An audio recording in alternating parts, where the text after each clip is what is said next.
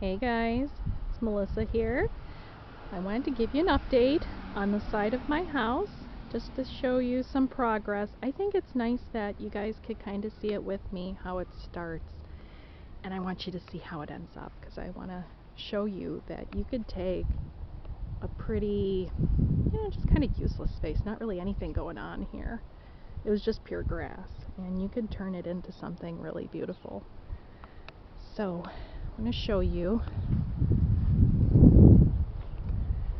So here is the neighbor's drainage pipe, and a lot of their stuff would just kind of, flow straight to the foundation of my house. There's Kitty. Kitty. Oh, there's Nemo. Sorry if there's wind, I apologize. Okay. Going back. I apologize for the wind, but we're near Chicago, so that's just what happens. So I took the drainage pipe and I surrounded it with rocks that I just had on the property. It was just rocks all over the place. So I thought, okay, well, I'll just put them somewhere. And so I organized it. So if you can see here, my neighbor's fence, I have, it's a pretty fence, I like it. And then I have catmint that I interplanted. I tell you, I'm trying to stop saying I tell you all the time because I tell people things all the time and I need to stop doing that because that's what I'm doing. So here's the catmint, and I separated it and created just this little hedge here. I tried to interplant some milkweed. I don't know if it's going to come up or not. I hope it does though. I planted it in the fall. It's supposed to stratify, but I haven't seen any seeds, or I've seen sprouts, but I don't know if they're milkweed, so we'll find out. Anywho, back to the drainage spout.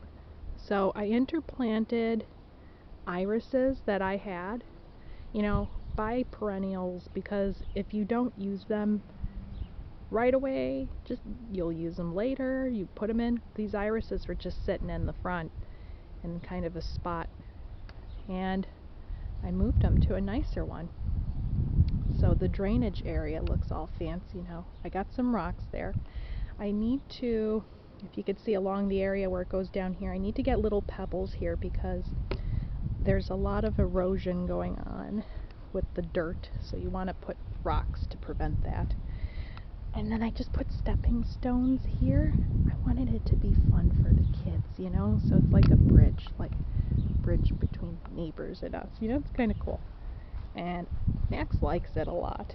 Now, I interplanted, apologize for the sun, I'm going to move up closer, but I interplanted these ground covers. Now, I picked out 4 different kinds from Platts. I did a mix because you want a mix of texture. So I picked some that are more like succulent type, but they're all spreading ground covers. So this one's a succulent type, whereas this one here is more of like a soft, feathery kind of leaf, and it's got a beautiful purple flower. So it doesn't look like much. When you put your perennials in, don't expect too much right away. It's the next year that you're going to really see it. I think my friend Tammy's got a really good saying she tells me all the time because she's the planting whiz. She says it's sleep, creep, leap. Yeah, that's how it goes. So that's how perennials are when you plant them. First you plant them, they're sleeping, so they're not going to do much. This is not going to look fancy this year, it's just not. But that's okay, because I'm a patient lady. But, excuse me. But that's okay. So they'll sleep this year. Next year they'll creep. They'll start to spread a little. And then after that, it's just going to be a show every year. Plant perennials. They will do the work for you. So I interplanted all along the edge there. I also planted along that edge. I didn't do a very good job of keeping the grass out. You can see it coming along the side, so I gotta take that out. That'll have to be another day. Nemo! Hi, kitty. I love my cat, Nemo. She's a rescue cat. Her name was originally Paris, but we renamed her Nemo after the cat assassin in Adventure Time. And she's lovely. And she makes friends with everyone, from the kids to the cable guy, and she's wonderful with children. Best cat in the world. I'm sure everyone will disagree. Everyone thinks their cat's perfect, but you know, like kids. So, I planted, I had phlox in the front. Again, I had a bunch of flowers in the front that were just, you know, not really thriving there. If you notice something isn't thriving, just move it somewhere else. And, you know, they actually prefer it here. They prefer it here because they get better sun. They get left alone. It's just a really good spot. So, you know, when you put a plant where it wants to be, you will know it because it will flourish.